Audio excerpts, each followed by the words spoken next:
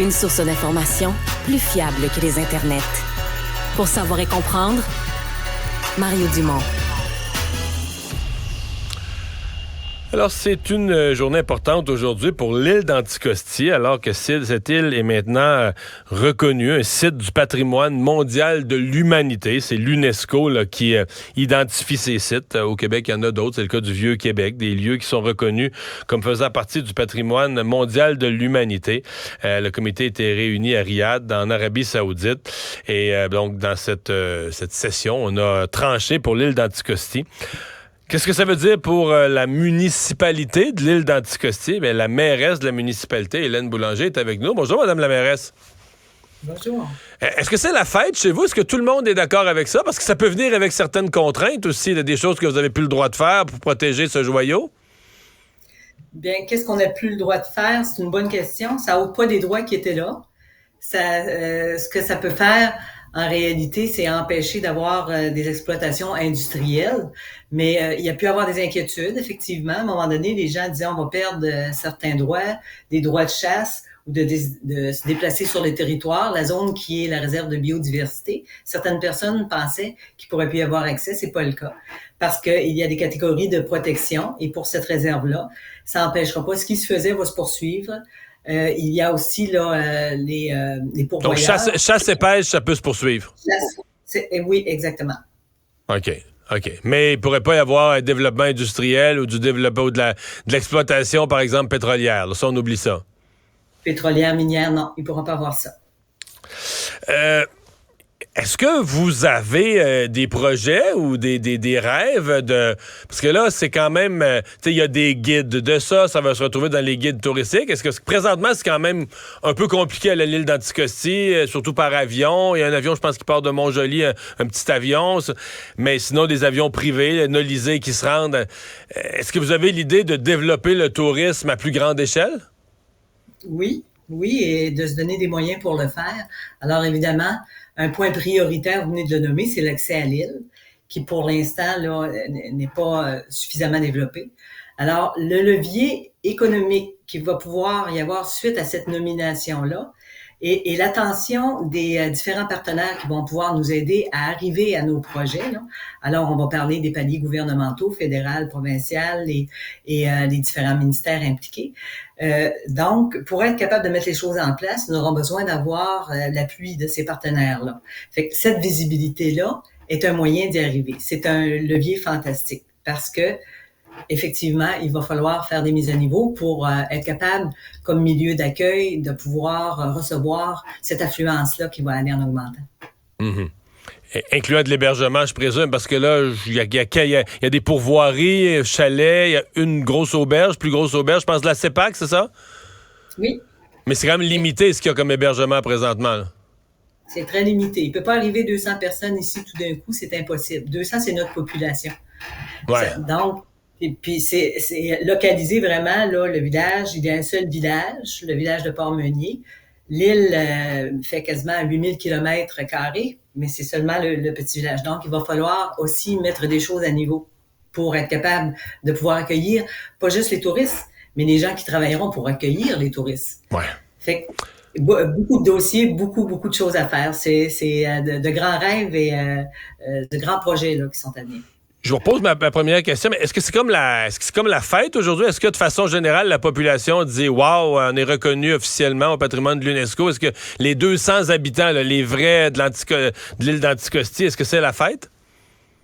Vous me demandez les 200 habitants, c'est une précision. Je crois que mais oui. En général. On va dire en général. En général, oui. Parce que les gens aussi, ça prenait quelque chose. Il faut avoir une vitalité, là, puis il faut avoir quelque chose à développer. Et ça va être notre chemin, là. C'est par là qu'on va passer pour pouvoir faire les choses. Mettre en valeur, faire découvrir, ça va être très, très fort.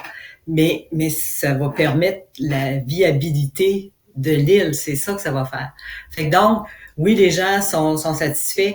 Évidemment, ça va pas. Des fois, les gens ont des inquiétudes parce qu'ils pensent que ça va déranger leur façon de vivre. Mais il n'y a rien qui va être aussi violent que ça, là. Ça se passera pas comme ça. Il va falloir bien faire les choses pour se donner le temps de les placer et de le faire pour mon dire, des fois, il y a pu avoir des erreurs dans le passé où il y a eu une expansion qui a été trop rapide puis qui n'a pas été faite nécessairement d'une bonne façon. On est un peu protégé par notre île. Notre île nous isole et nous permet d'avoir le temps nécessaire pour bien faire les choses. À qui vous donnez le crédit aujourd'hui pour cette décision-là? Parce que je voyais M. Legault qui s'en réjouit, là, mais c'est pas lui qui a placé la demande. C'est vraiment. Est-ce que aujourd'hui, c'est à Philippe Couillard que vous pensiez, l'ancien premier ministre du Québec? Est-ce que c'est à lui que vous donnez le crédit pour cette annonce-là?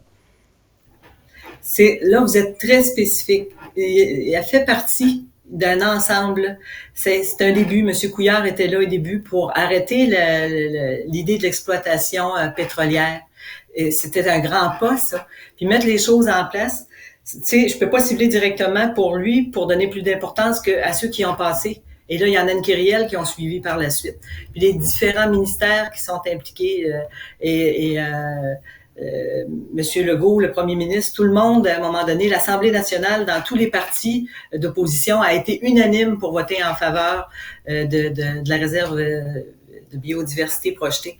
Fait que donc, et tous les intervenants sur place, des gens qui ont participé vraiment à faire le travail d'une façon locale, le scientifique en chef, le comité de pilotage, dans les hiérarchies, il y a les fonctionnaires, il y a eu tellement de gens impliqués, c'est de voir comment est-ce qu'une si petite municipalité a pu coordonner, faire une coalition de tant de gens impactés, impliqués là, de différents ministères. C'est une rareté ce qui s'est produit ici. Alors, il y a tellement de gens à nommer. Monsieur Couillard était au début initiateur, a fait partie d'une longue liste. Je comprends bien. C'est quand même... je veux vous entendre comment ça s'est vécu, parce que si on prend juste la dernière décennie, là, on est passé... Il y a 10 ans, là, exactement, le Parti québécois était au pouvoir sous Mme Marois et avait annoncé en grande pompe exploration en vue d'une exploitation, avait annoncé un budget de 120-140 millions là, pour le pétrole. Donc, l'île d'Anticosti s'en allait dans la production pétrolière. Bon, les choses ont changé après, à l'arrivée des libéraux, vous venez de le dire, M. Couillard a mis un terme à tout ça. Il y a eu un débat. Il y avait même un débat chez vous à l'île d'Anticosti. Il y avait des pour et des contre. Là, tout à coup, on a viré bout pour bout. Là, on est passé d'exploitation pétrolière et gazière. Là, on va en faire un parc, puis pas juste un parc de la biodiversité, mais c'est du coup, on va l'inscrire pour faire partie du patrimoine mondial protégé de l'UNESCO. Comment les gens chez vous ont vécu ça? Là? Ben, c'est tout un virage du paquebot, là. J'aime vraiment vous l'entendre dire, c'est une belle description. Puis, juste la façon que vous l'énoncez, ça donne déjà la réponse. Il y avait une division. Quand ça a commencé, tout ça, le pétrole, Mme Marois, quand elle faisait ces annonces-là, il y avait une division parce que il y en avait qui étaient pour la protection, puis d'autres avec l'exploitation qui pouvaient voir à un moment donné une forme de développement là-dedans.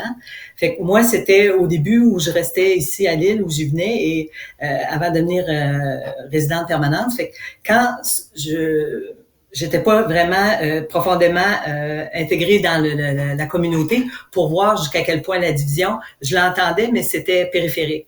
Cependant, par le fil du temps, puis j'ai été conseillère en 2016, j'ai vu aussi quand ça s'est arrêté, c'est par après là, que j'ai vu vraiment la division qu'il pouvait y avoir. L'unanimité sur le projet, alors l'unanimité, la forte majorité. L'unanimité, c'est dire 100%, c'est dur, je peux pas répondre. C'est dire, parce qu'il aurait fallu que j'ai 100% de vote, c'est pas comme ça que ça fonctionne. L'unanimité, on s'en rapproche beaucoup. La très, très forte majorité, je peux l'estimer, moi, 75-80%, où des gens sont très, très, très enthousiastes à cette idée-là. Certains autres sont ni chaud ni froid.